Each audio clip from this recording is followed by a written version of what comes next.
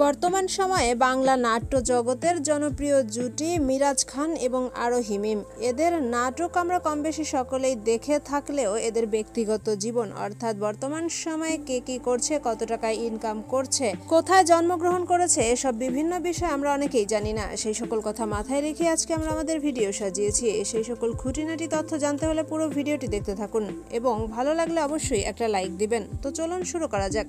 2003 সালে ঢাকায় জন্মগ্রহণ করেন জনপ্রিয় অভিনেতা মিরাজ, যার পুরো নাম মিরাজ খান। 23 বছর বয়সী এই অভিনেতা তার মিষ্টি চেহারা এবং অভিনয় দক্ষতার মাধ্যমে অল্পতেই দর্শকদের মন জয় করে নিয়েছে।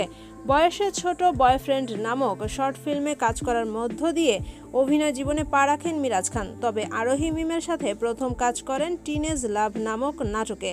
দর্শকদের জনপ্রিয়তা লাভ করায় এই জুটি এরপর আরও অনেক নাটকে একসাথে কাজ করেছে।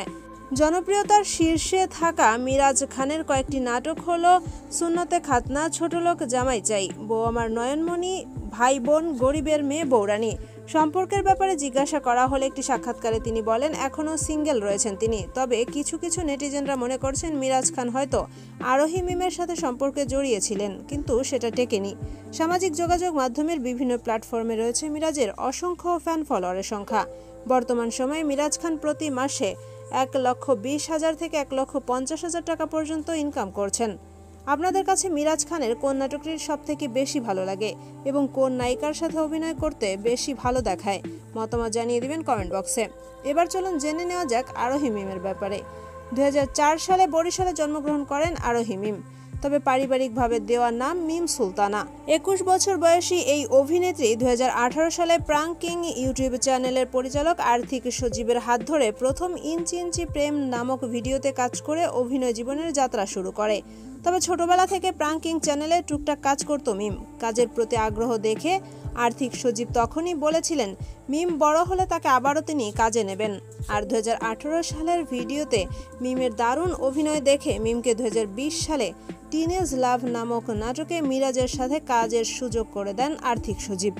তবে যাত্রাটা সহজ ছিল না, কারণ আরোহী মিমের পরিবার অভিনয় জীবনকে ভালোভাবে নিয়েছিল না, কিন্তু বর্তমানে তারা অভিনয় পেশাকে গ্রহণ করে নিয়েছেন।